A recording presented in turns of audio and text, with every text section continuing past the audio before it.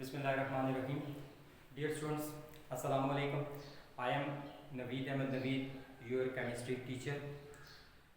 Chemistry 10th के साथ एक दफ़ा फिर आपके सामने हैं और आज हमारा केमिकल इक्विलिब्रियम जो चैप्टर नंबर 9 है, इसका सेकंड टॉपिक जो है वो हमने पढ़ना है and topic is law of mass action. Dear students, सबसे पहले तो ये देख लें कि लॉ ऑफ मास एक्शन जब हम पढ़ लेंगे तो उसके बाद हमारा नॉलेज जो है वो कहाँ कहाँ तक होना चाहिए. मतलब इस टॉपिक के जो हमारे ऑब्जेक्टिव्स होंगे वो ये हैं कि हम लॉ ऑफ मास एक्शन का हमें इंट्रोडक्शन पता चल जाना चाहिए. सिमिलरली हमें मैथमेटिकल डेरिवेशन आ जानी चाहिए लॉ ऑफ मास एक्शन की, और फिर हमें पता चल जाए कि व्हाट इज़ इक्विलिब्रियम कांस्टेंट, और एट द एंड हम इस काबिल हो जाएंगे कि इस टॉपिक में से शॉर्ट क्वेश्चन जो आएंगे वो हम सॉल्व कर लेंगे और सिमिलरली जो एमसीक्यूज आएंगे वो भी हम सॉल्व कर लेंगे. तो डियर स्टूडेंट्स, प्रोसीड करते हैं टॉपिक की तरफ. ऑलरेडी बता चुका हूँ कि टॉपिक हमारे पास जो है वो है लॉ ऑफ मास एक्शन. तो डियर स्टूडेंट्स, अगर हम इसका हिस्टोरिकल बैकग्राउंड देखें तो ये जो लॉ है ये दो साइंटिस्ट थे. एक का नाम था सीएम गुलबर्ग और दूसरे का नाम था पी वेज. इन दो साइंटिस्ट ने मिलकर ये लॉ प्रपोज किया था 1864 में.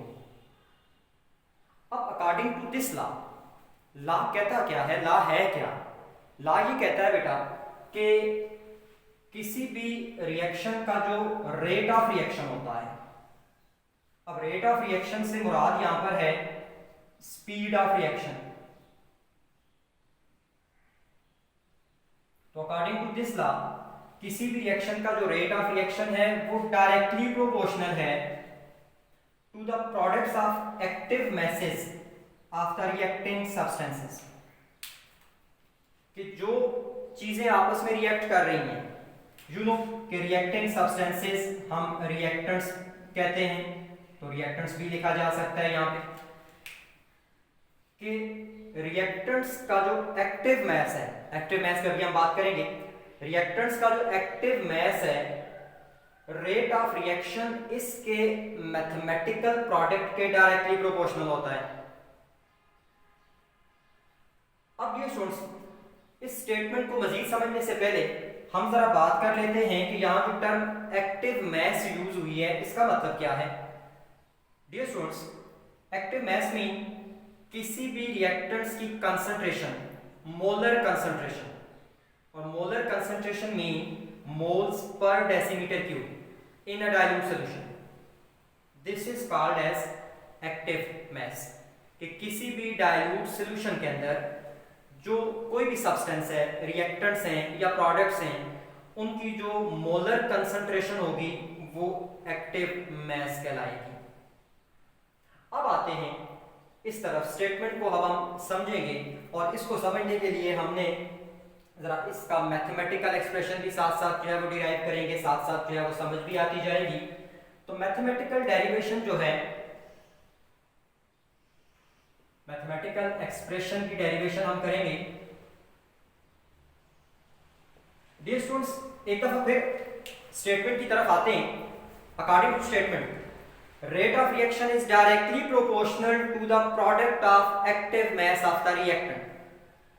कि रेट ऑफ रिएक्शन जो है वो रिएक्टेंट के एक्टिव मैसेज के प्रोडक्ट के डायरेक्टली प्रोपोर्शनल होता है. तो dear student, let me suppose a general reaction in which reactants A and B reacts with each other to form product C and D. This is a reversible reaction. इसका मतलब ये है कि ये forward भी मूव कर रहा है और बैकवर्ड या रिवर्स डायरेक्शन में भी मूव कर रहा है. तो बेटा जब ये फॉरवर्ड मूव कर रहा है तो फॉरवर्ड रिएक्शन का भी कोई ना कोई रेट, कोई ना कोई स्पीड होगी, और जब ये रिवर्स आएगा तो डेफिनेटली रिवर्स रिएक्शन का भी कोई ना कोई रेट या कोई ना कोई स्पीड होगी. तो इसलिए ये जो हमने यहाँ पे कहा है रेट ऑफ रिएक्शन, तो यहाँ रेट ऑफ रिएक्शन से मुराद रेट ऑफ फॉरवर्ड रिएक्शन भी होगा और रेट ऑफ रिवर्स रिएक्शन भी होगा. तो दोनों को हमने जो है वो डायरेक्टली प्रोपोर्शनल जो है वो करना है रिएक्टिंग सब्सटेंसेस के एक्टिव मैसेज के। तो देख लेते हैं, अगर हम रेट ऑफ फॉरवर्ड रिएक्शन को आर एफ से रिप्रेजेंट करें, R for rate and F for forward, तो according to statement this is directly proportional to the molar product of active masses of reacting substances. Forward reaction के case में जो reacting substances हैं वो A and B हैं, तो it's mean कि rate of forward reaction is directly proportional to the concentration of A into concentration of B. क्या कहा था? Product of active masses. तो डियर स्टूडेंट्स आप देख लें, ये जो स्क्वायर ब्रैकेट्स हैं पहले बताया जा चुका है कि ये एक्टिव मैस या कंसंट्रेशन को शो करते हैं। तो हमने रिएक्टिंग सब्सटेंसेस के एक्टिव मैसेज का प्रोडक्ट ले लिया है। अब यहां पर साइन ऑफ प्रोपोर्शनैलिटी को अगर हम हटाएं तो इसके लिए साइन ऑफ प्रोपोर्शनैलिटी हटाकर इक्वलिटी लगाते हैं तो हमें कांस्टेंट लगाना पड़ता है। तो यहां हम कांस्टेंट लगाएंगे K F into concentration of A into concentration of B. ये हमारे पास हो गया फॉरवर्ड रिएक्शन के लिए लॉ ऑफ मास एक्शन की स्टेटमेंट। सिमिलरली चूंकि रिएक्शन रिवर्सिबल है तो डेफिनेटली बैकवर्ड भी आएगा। जब बैकवर्ड आएगा तो रिएक्टिंग सब्सटेंसेस सीओडी हो जाएंगी और इसके लिए ये स्टेटमेंट क्या बनेगी? R B, B for backward reaction. This is directly proportional to the concentration of C into concentration of D. यहां भी हम लोग प्रोपोर्शनैलिटी को इक्वलिटी से रिप्लेस करेंगे तो कांस्टेंट लगाएंगे K B, concentration of C into concentration of D. Dear students, B की जगह जो है वो बुक में एक बार दफा आर भी लिखा होता है, R for reverse and B for backward. तो आपकी मर्जी है आर लिखें या बी लिखें। अब ये हमारे पास दो इक्वेशंस बन चुकी हैं। This is equation number 1 and this is equation number 2। हमने पहले भी प्रीवियस लेक्चर में ये बात की है कि जो रिवर्सिबल रिएक्शन होता है वो कंप्लीट नहीं होता बल्कि उसका फाइनल गोल इक्विलिब्रियम होता है। और इक्विलिब्रियम पर रेट ऑफ फॉरवर्ड रिएक्शन और rate of backward reactions equal हो जाते हैं। तो we can write at equilibrium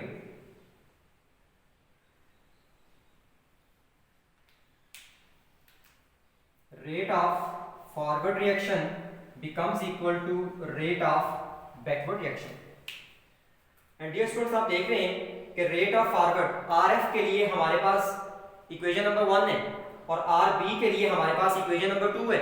तो RF की जगह इक्वेशन नंबर 1 पुट करते हैं।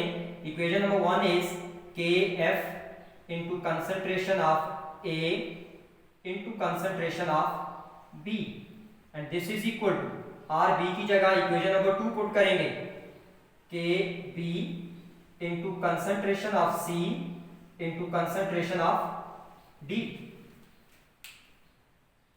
डियर स्टूडेंट्स, यहां जो के एफ है this is called as forward rate constant and K B is called as reverse और backward rate constant.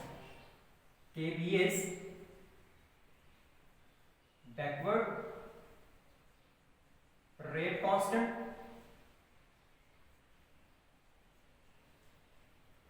and Kf is forward rate constant। ये दो हमारे पास कांस्टेंट्स हैं और इनकी जो वैल्यूज हैं वो रिएक्शन टू रिएक्शन जो है वो डिपेंड करेंगी। अब दोनों कांस्टेंट्स को हम इकट्ठा करें अगर, तो इस के बी को अगर इस तरफ लेकर आते हैं तो ये के बी के एफ के साथ डिवाइड हो जाएगा तो बनेगा K F over K B. This is equal to, इसको ए और बी की कंसंट्रेशन का जो प्रोडक्ट है इसको हम इधर ले जाएं तो ये C into D divided by A into B. हमारे पास अब ये एक नया एक्सप्रेशन बन गया K F over K B is equal to concentration of C into concentration of D divided by concentration of A into concentration of B. Dear students, ये जो दोनों रेट कांस्टेंट्स की रेशो है इसको हम कहते हैं Kc. ये जो दोनों की रेशो है this is called as Kc. So Kc is equal to concentration of C into concentration of D divided by concentration of A into concentration of D. ये हमारे पास मैथमेटिकल फॉर्म है, सिंपलेस्ट मैथमेटिकल फॉर्म है law of mass action की. यहां जो हमने constant Kc जो है वो यूज किया है. तो डियर स्टूडेंट्स, ये जो Kc है this is called as equilibrium constant. Kc is called as equilibrium constant.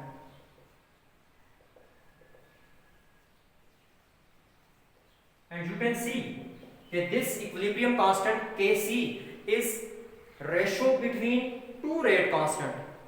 Rate constant of forward reaction and rate constant of backward reaction. तो ये हमारे पास सिंपलेस्ट फॉर्म बन जाती है लॉ ऑफ मास एक्शन की. अब ये स्टूडेंट्स, अगर हम सपोज करें एक रिएक्शन और रिएक्शन हमारे पास है A mole of substance A plus B mole of substance B. This gives us C mole of substance C plus D mole of substance D. यहां पर जो small a, small b, small c और small d हैं ये reactants और products के number of moles हैं किसी भी बैलेंस केमिकल इक्वेशन में. आप जानते हैं कि इनको हम coefficients of balance chemical equation कहते हैं. तो डियर स्टूडेंट्स, जब कोएफिशिएंट्स आ जाते हैं 1 के अलावा कोई और कोएफिशिएंट आ जाएगा रिएक्टिंग सब्सटेंसेस के साथ, तो लॉ ऑफ मास एक्शन का जो फाइनल एक्सप्रेशन है इसमें ये कोएफिशिएंट हर मोलर कंसंट्रेशन का एक्सपोनेंट बन जाएंगे, पावर बन जाएंगे. मतलब ये है कि अगर इस रिएक्शन के लिए हम Kc लिखें तो Kc बनेगा, ये वाले जो C और D यानी प्रोडक्ट्स हैं ये ऊपर रहेंगे तो कंसंट्रेशन ऑफ C.